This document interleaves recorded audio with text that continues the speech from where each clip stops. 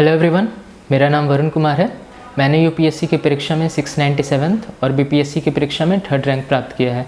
आज मैं डीकेटी के माध्यम से आपको अपने GS2 के पॉलिटी, कॉन्स्टिट्यूशन और गवर्नेंस की स्ट्रैटेजी या इसके बारे में बताने वाला हूँ।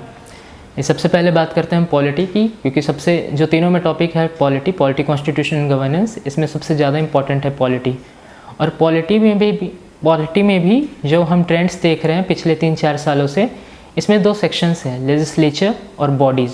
लेजिस्लेचर मतलब यूनियन एग्जीक्यूटिव और यूनियन लेजिस्लेचर, और इसी में स्टेट एग्जीक्यूटिव, स्टेट लेजिस्लेचर और यूटी एडमिनिस्ट्रेशन, ये चीज़ें। और बॉडीज़ जैसे हो गया हमारा election commission, UPSC, state PCS या फिर नीति आयोग या लोकपाल, ये सारे बॉडीज़। तो इनसे क्वेश्चन आते हैं हमारे GS2 में सबसे ज़्यादा। हालांकि सारे टॉपिक्स इंपॉर्टेंट है पॉलिटी में, बट पिछले 3-4 सालों से इन पे ज़्यादा फोकस किया जा रहा है। तो यहाँ पे क्या मैं करता था कि पॉलिटी के लिए मैं सिर्फ एक किताब रेफ़र करता था, जो कि लक्ष्मीकांत है, जो कि आपको भी पता होगा क्योंकि अधिकतर बच्चे लक्ष्मीकांत ही पढ़ते हैं। तो मैं भी लक्ष्मीकांत ही पढ़ता था, क्योंकि उसमें काफ़ी अच्छे तरीके से टॉपिक वाइज, पार्ट वाइज सब कुछ एक्सप्लेन किया हुआ है।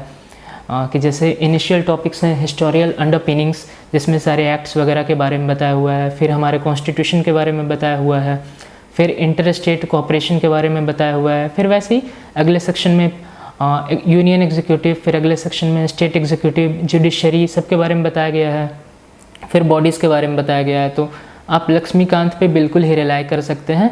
यहाँ पे मैं थोड़ा सा आपको एक चीज़ बताना चाहूँगा कि जैसे लक्ष्मीकांत क्या है कि मुझे काफ़ी मोटी लगती थी, तो मैं इसके नोट्स बना लिया करता था। तो मैं आपको बताता हूँ कि मैं नोट्स कैसे बनाता था, क्योंकि काफ़ी सारे मेरे दोस्त हैं जो जूनियर से, वो पूछते हैं मुझसे कि आप नोट्स कैसे बनाते थे। तो मैं सबसे पहले क्या करता था, लक्ष्मीकांत की फर्स्ट रीडिंग किया करता था। फर्स्ट रीडिंग में मैं कुछ मार्क नहीं किया करता था।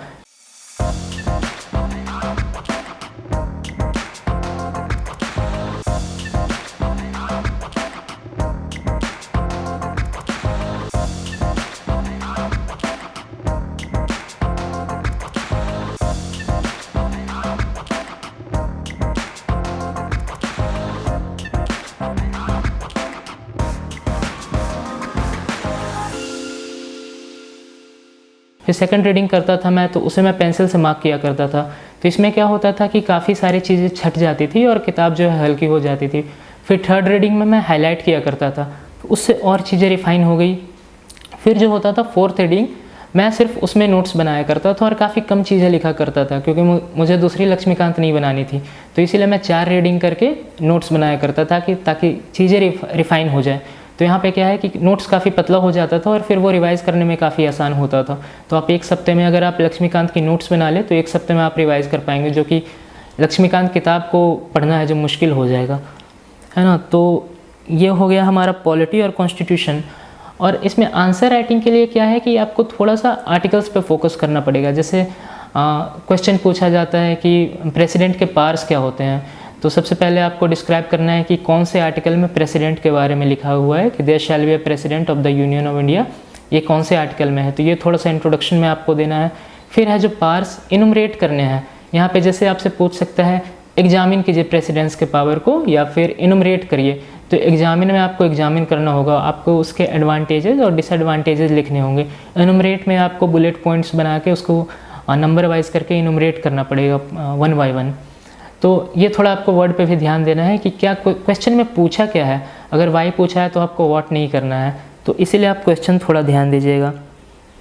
और पॉलिटी में यही है, सिर्फ लक्ष्मीकांत की बुक है। और आप आर्टिकल्स के लिए क्या कर सकते हैं कि ये कॉन्स्टिट्यूशन ऑफ इंडिया की बुक आती है P बख्शी की, तो या तो आप वहाँ से लक्ष्मीकांत से भी आप कर सकते हैं, लेकिन P बख्शी में क्या है कि थोड़ा सा आर्टिकल सारा कंसाइज फॉर्म में एक ही जगह लिखा हुआ है।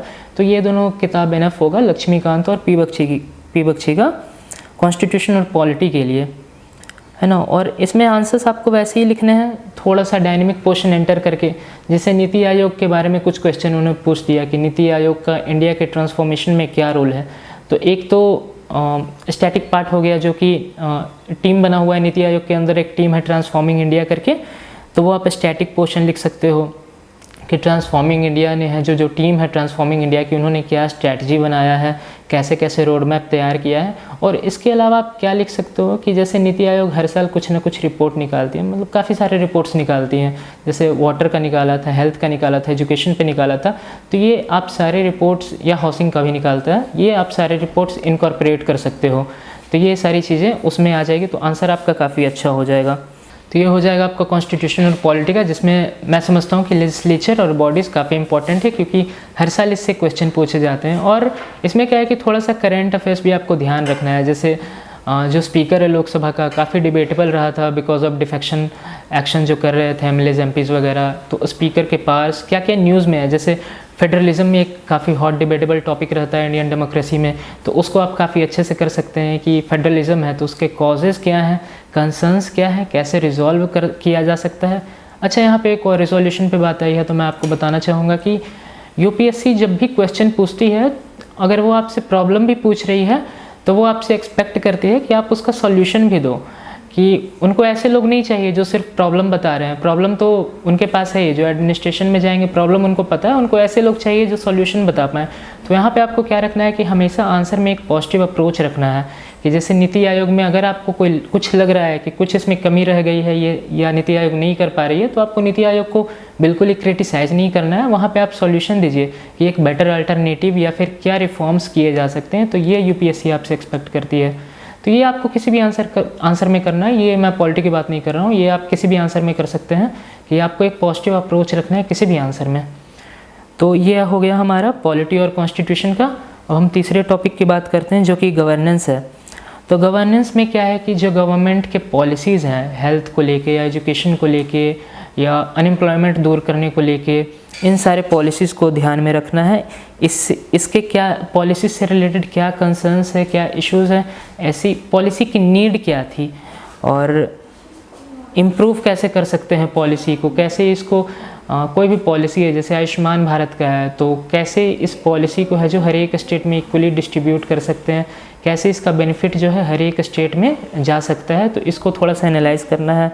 यहाँ पे क्या है, गवर्नेंस में आपको करंट स्कीम्स तो तैयार करनी ही है, बट जो इम्पोर्टेंट स्कीम्स होते हैं जिसमें रेगुलर इंप्रूवमेंट्स वगैरह होते रहते हैं, जैसे कि हो गया हमारा बेटी बचाओ बेटी पढ़ाओ आंदोलन, स्मार्ट सिटी स्कीम जो कि इसमें हर साल कुछ ना कुछ इम्प्रूवमेंट होते रहता है, स्वच्छ भारत अभियान, MG NREGA, make in India, skill India, PM Jan Dhan योजना, स्टार्टअप इंडिया, जैम ट्रिनिटी, ये सारे स्कीम्स जो एवरग्रीन स्कीम्स हैं, ये आपको कंटिन्यूसली तैयार करते रहना है। इसमें क्या रिलेटेड डेवलपमेंट्स हुए हैं, चाहे जैसे न्यूज़ में जो भी आ रहा है, जैसे कि फार्मर्स का प्रोटेस्ट वगैरह काफ़ी कंटिन्यूस चल रहा है, तो यहाँ पे एमएसपी या पीडीएस या एफआरपी से रिलेटेड जो भी इंटरवेंशंस गवर्नमेंट ने किए हैं, इसको आपको ध्यान में रखना और इसको तैयार करना है।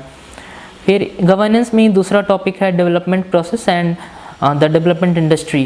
तो इसमें क्या है कि सबसे इंपॉर्टेंट जो होता है हमारा social capital, which includes human capital भी। तो यहाँ पे ह्यूमन कैपिटल में क्या आ गया, जैसे हेल्थ हो गया, एजुकेशन हो गया, एम्प्लॉयमेंट हो गया या कॉग्निटिव डेवलपमेंट हो गया, इन सब से रिलेटेड जो स्कीम्स हैं, जो थियोरेटिकल एस्पेक्ट्स हैं, इन सारी चीज़ों को आपको ध्यान में रखना है कि इनको इम्प्लीमेंट करने में, जैसे हेल्थ से रिलेटेड कोई स्कीम है, आयुष्मान भारत है या एनएचएस है, तो इसको इम्प्लीमेंट करने में क्या चैलेंजेस आ रही हैं, इसको कैसे इम्प्रूव कर सकते हैं, ये सारी चीज़ें।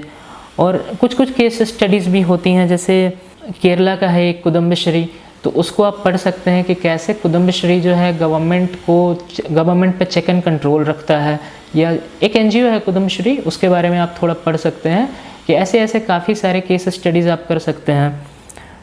तो ये यहाँ थोड़ा सा मैं बताना चाहूँगा, यहाँ पे जो GS4 होता है एथिक्स का, ये काफ़ी रोल प्ले करता है यहाँ पे, क्योंकि गवर्नेंस में एक टॉपिक सिटीजन्स चार्टर भी है जो कि हमारे GS4 के एथिक्स में काफ़ी डिटेल में पढ़ना है।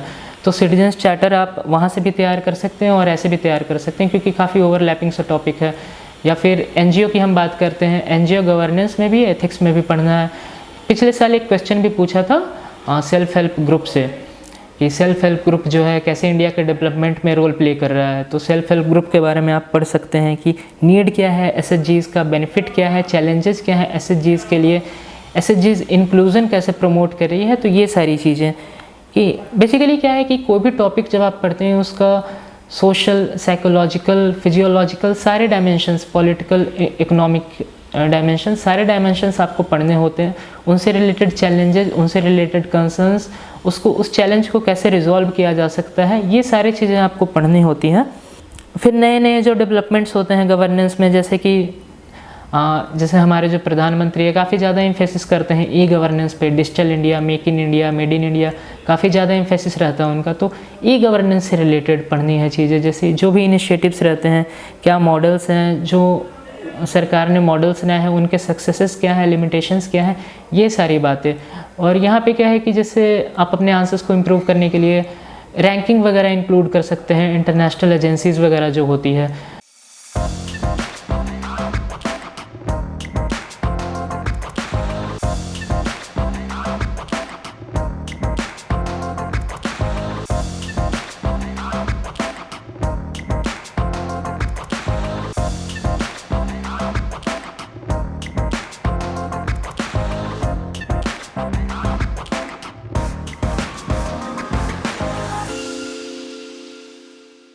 तो जैसे कि ई गवर्नेंस का इंडेक्स रिलीज़ करता है यूनाइटेड नेशंस हर साल, तो अगर ई गवर्नेंस पे कोई क्वेश्चन है तो आपने वहाँ पे रैंकिंग थोड़ी सी इंक्लूड कर दी तो वो आपका एक आंसर काफ़ी बेहतरीन हो जाता है। फिर एक हमारा आता है काफ़ी जो इम्पोर्टेंट टॉपिक है, role of civil services in a democracy, जो कि एथिक्स का भी पार्ट है। तो इसमें आपको सिविल सर्वेंट्स में क्या क्वालिटीज़ होनी चाहिए, ये क्या रोल प्ले करते हैं डेमोक्रेसी में, कैसे ये फंक्शंस डिस्चार्ज करते हैं, इनके जो ट्रेट्स होते हैं, जो बेसिक क्वालिटीज़ होते हैं, कैसे एक डेमोक्रेसी को बेनिफिट करते हैं, ये सारी चीज़ें। फिर हाल ही में जैसे एक योजना आई थी रिफॉर्मिंग ब्यूरोक्रेसी को रिफॉर्म करने के लिए, तो उसके बारे में आप पढ़ सकते हैं। एडमिनिस्ट्रेशन को जैसे कैसे सिटीजन सेंट्रिक बनाया जा सकता है ना, क्योंकि हम देखते हैं आमतौर पर आम आदमी जो है प्रशासन से डरता है, अप्रोच करने से डरता है। तो आप उसको अपने तरह से सोचिए कि आप आम आदमी हैं, आप उस तरह से सोचिए कि आपको प्रॉब्लम्स क्या हैं, फिर आपको याद करने की ज़रूरत कम पड़ेगी। आप इस तरह सोचिए, आप किसी पुलिस थाने में जाते हैं, एफआईआर आप लिखवाने गए, आपको आम आदमी के बतौर क्या क्या दिक्कतें आ सकती है, आप उन दिक्कतों को इनुमरेट करिए, उनको लिखिए, और फिर आप सोचिए अगर आप उस पोजीशन ऑफ अथॉरिटी पे चले जाएं तो आप उसको कैसे रिजॉल्व कर सकते हैं। क्योंकि जब तक आपका पर्सनल टच नहीं होगा आंसर में, आंसर है जो अच्छा नहीं लगेगा।